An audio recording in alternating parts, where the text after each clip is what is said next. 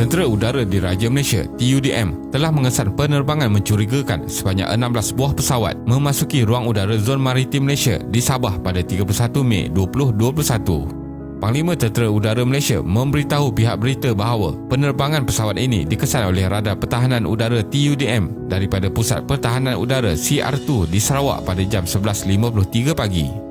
TUDM telah melancarkan pesawat pemintas untuk melakukan identifikasi visual dan mengenal pasti pesawat. Jadi, video kali ini kita akan melihat bagaimana ruang udara Malaysia diceroboh pesawat asing. Teruskan menonton. Kronologi pesawat Tentera Udara Republik Rakyat China. Pada pukul 11.53 pagi 31 Mei 2021, Radar Pertahanan Udara di Sarawak milik TUDM mengesan 16 pesawat mencurigakan dimiliki Tentera Udara Republik Rakyat China. 16 pesawat tersebut terbang dengan formasi taktikal in-trail atau formasi panjang, iaitu pattern dan haluan yang sama, menggunakan satu titik laluan masuk dan keluar. Mereka memasuki zon maritim Malaysia dari kawasan udara yang dikawal oleh Singapura FIR ke Kota Kinabalu FIR dan seterusnya menghampiri sehingga jarak hanya 60 batu nautika dari ruang udara nasional milik Malaysia di Sarawak. Pemantauan menerusi radar pertahanan udara diteruskan dan beberapa percubaan dilakukan untuk mengarahkan mereka menghubungi kawalan trafik udara setelah memasuki Kota Kinabalu FIR, namun tidak berjaya. Pangkalan TUDM telah melancarkan pesawat pemintas Hawk pada jam 1.33 tengah hari untuk melakukan identifikasi visual. Kemudian, pesawat milik China tersebut membuat pusingan di kawasan udara berhampiran Pulau Beting, Patinggi Ali, Sarawak dan meninggalkan ruang udara Malaysia. Pesawat milik China ini dikesan terbang pada kelajuan kira-kira 536 km sejam dan pada ketinggian 23,000 hingga 27,000 kaki dari aras laut. Pesawat-pesawat tersebut dikenal pasti daripada jenis Ilyushin IL-76 dan Xi'an Y-20 yang merupakan pesawat pengangkut strategik dan berupaya melaksanakan pelbagai misi. Kesemua pesawat berkemampuan membawa sehingga 1 batalion anggota tentera payung terjun negara China bersama-sama kelengkapan tentera seperti meriam dalam misi airborne ke mana-mana lokasi di Laut Cina Selatan.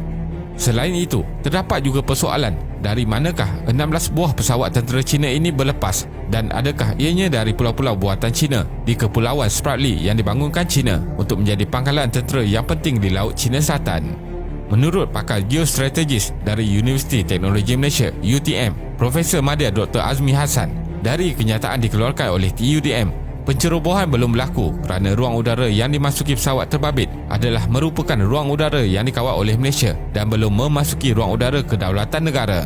Bagaimanapun, berdasarkan undang-undang, China tetap perlu memaklumkan dan mendapatkan kebenaran jika pesawat mereka mahu merentasi ruang udara yang dikawal Malaysia. Tindak balas Kerajaan Malaysia.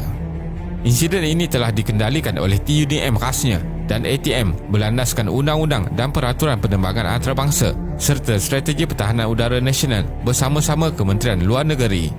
Susulan kejadian ini, Menteri Luar Datuk Seri Hishamuddin Hussein memaklumkan bahawa Wisma Putra akan mengemukakan nota bantahan diplomatik dan akan memanggil Duta Besar China ke Malaysia bagi memberi penjelasan lanjut.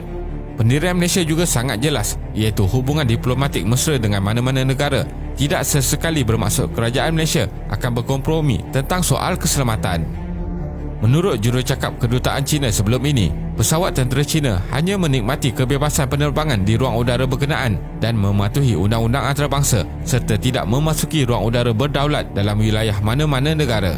Namun, Malaysia perlu segera mendapatkan penjelasan Kedutaan Besar China di Malaysia berhubung perkara ini kerana ia bakal menimbulkan persepsi buruk terutamanya dari segi ancaman terhadap kedaulatan negara dan sebarang kekeliruan berkaitan hal kedaulatan negara perlu dibincangkan dengan tegas. Undang-Undang Udara Antarabangsa. Pada asasnya, ruang udara sesebuah negara adalah tertutup untuk pesawat dari negara lain.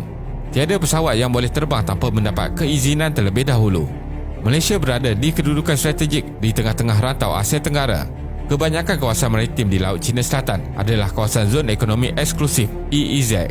EEZ ini ialah zon laut yang ditetapkan oleh Konvensyen Bangsa-Bangsa Bersatu dan perlu mengikut undang-undang laut di mana sesebuah negara itu mempunyai hak-hak khas berkaitan penerokaan dan penggunaan sumber-sumber lautan termasuk penghasilan tenaga daripada air dan angin menjangkaui sejauh 200 batu nautika dari garisan pantai sesebuah negara.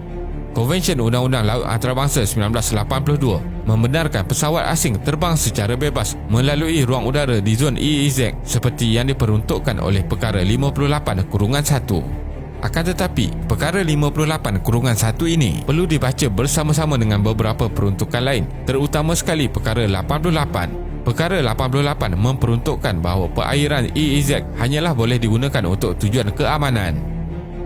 Penggunaan ruang udara bagi tujuan latihan ketenteraan seperti yang berlaku ini boleh ditakrifkan sebagai bukan lagi tujuan keamanan seperti yang termaktub dalam Perkara 88. Perbuatan negara China ini secara terang-terangan melanggar undang-undang antarabangsa. Konflik di Laut China Selatan. Pertikaian di kawasan Laut China Selatan menyentuh mengenai hak laluan pelayaran, keselamatan maritim dan juga rebutan sepadan kawasan perairan antara negara China, Taiwan, Vietnam, Filipina, Malaysia dan Brunei.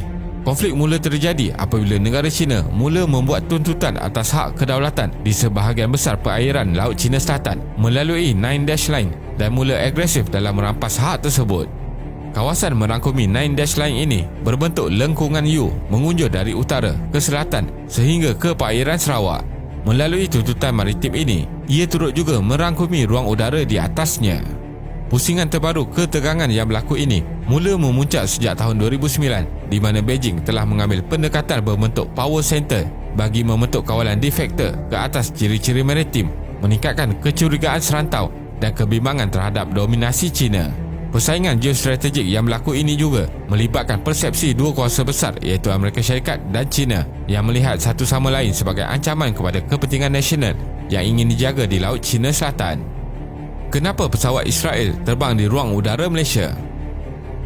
Pada 19 Mei 2021, berlepas dari Mel di Maldives, sebuah pesawat Israel telah merentas ruang udara Putrajaya sebelum mendarat di Pangkalan Tentera Udara Paya Lebar, Singapura. Ia kemudian berlega-lega di ruang udara Singapura pada 24 Mei dan 25 Mei untuk melakukan demonstrasi produk komersial kepada pelanggannya iaitu ST Engineering. Pesawat Boeing 737-400 bernombor Part X A00 ini ialah milik Israel Aerospace Industry ELTA. Namun, Kementerian Pengangkutan Malaysia menyatakan pesawat ini melalui ruang udara Malaysia mengikut peraturan-peraturan yang ditetapkan oleh Pertubuhan Penerbangan Awam Antarabangsa ICAO.